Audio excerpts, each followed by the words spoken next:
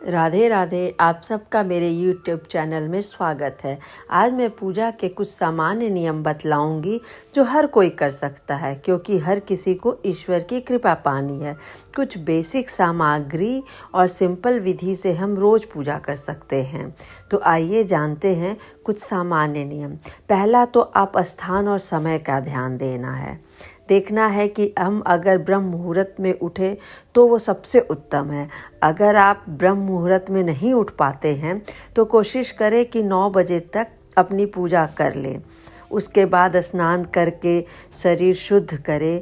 पूजा का स्थान हमेशा पूर्व या उत्तर दिशा की ओर मुख करके करना चाहिए।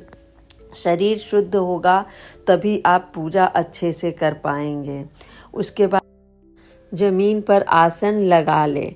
आसन अगर कंबल या कुश हो तो अच्छा है, लेकिन अगर ये दोनों नहीं हैं तो आप चादर भी बिछा सकते हैं।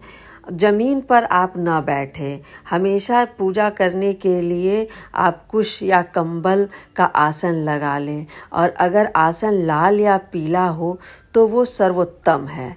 अब आइए कुछ सामग्री भी जान लेते हैं जो पूजा में लगती है। वैसे तो बहुत सी सामग्री पूजा में यूज़ होती है, पर यहाँ मैं कुछ बेसिक सामग्री बताऊंगी जो आप अपने पूजा में यूज़ कर सकते हैं और पूजा को सफल बना सकते हैं।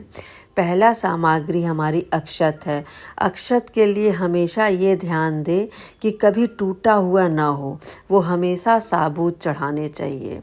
खंडित चावल अगर आप लेंगे तो भगवान जी खुश नहीं होते उससे, इसलिए हमेशा ये ध्यान दें कि चावल हमेशा साबुत हो।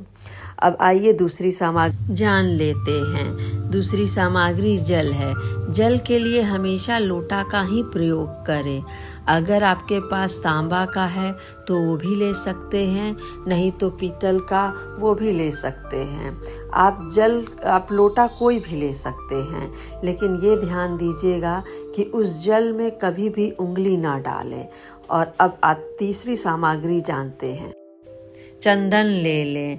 चंदन भी मार्केट में बहुत तरह की आती है, सफ़ेद, लाल, पीली। हमेशा ये ध्यान रखें कि चंदन कभी भी अंगूठे से ना लगाएं।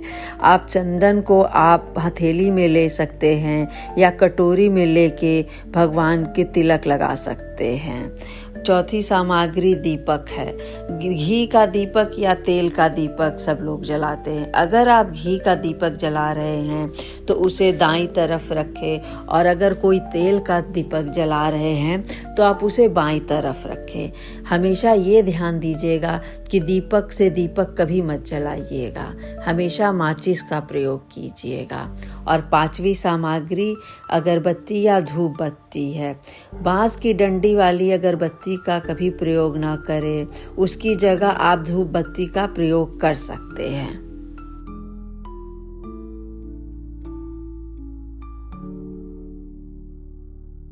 ये मैंने आपको कुछ बेसिक सामग्री बताई है जो पूजा में लगती है। अब मैं आपको पूजा विधि बताती हूँ। अब आप सब जानते हैं कि सबसे पहले गणेश भगवान की पूजा होती है, तो आप सबसे पहले गणेश भगवान का स्मरण करें, फिर 3 बार आचमन करें। इससे त्रिदेव भगवान प्रसन्न होते हैं।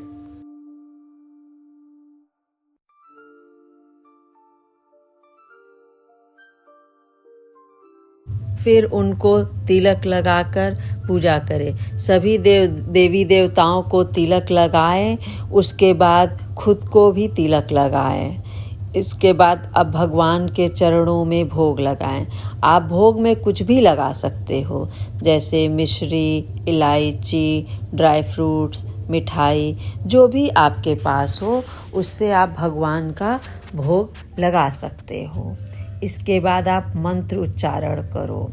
मंत्रों का अगर आपको नहीं आता है तो आप ओम नमः शिवाय का भी जाप कर सकते हैं, लेकिन आप जाप करते समय ये ध्यान दें कि मंत्रों का उच्चारण सही हो। इसके बाद आप घंटी बजाएं, शंख बजाएं, आपको जो आता है। घंटी बजाने से और शंख बजाने से घर की नकारात्मक ऊर्जा दूर होती है, इसलिए पूजा में घंटी या शंख ज़रूर बजाना चाहिए।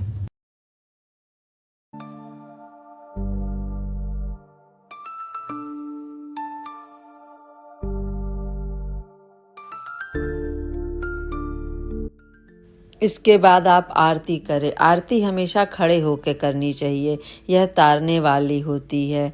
हर दिन अलग अलग आरती होती है, जैसे सोमवार को शंकर जी की, मंगलवार को हनुमान जी की, बुधवार को गणेश जी की। आप जैसे दिन हो वैसे आरती करें। अगर आपको कोई आरती नहीं आती है तो कोशिश करें कि गणेश भगवान की आरती करें। इसके बाद आप क्षमा याचना करें। पूजा के अंत में भूल चूक के लिए क्षमा याचना करनी चाहिए। भगवान से कहना चाहिए कि जो भी भूल हुआ हो प्रभु हमें क्षमा कीजिए।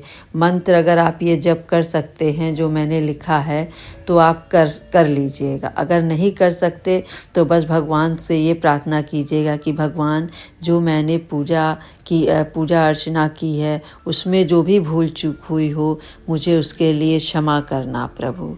इतने से ही भगवान प्रसन्न हो जाते हैं। अगर आपको मेरा चैनल पसंद आता है तो प्लीज़ लाइक करें, सब्सक्राइब करें और कमेंट में राधे राधे लिखें। राधे राधे।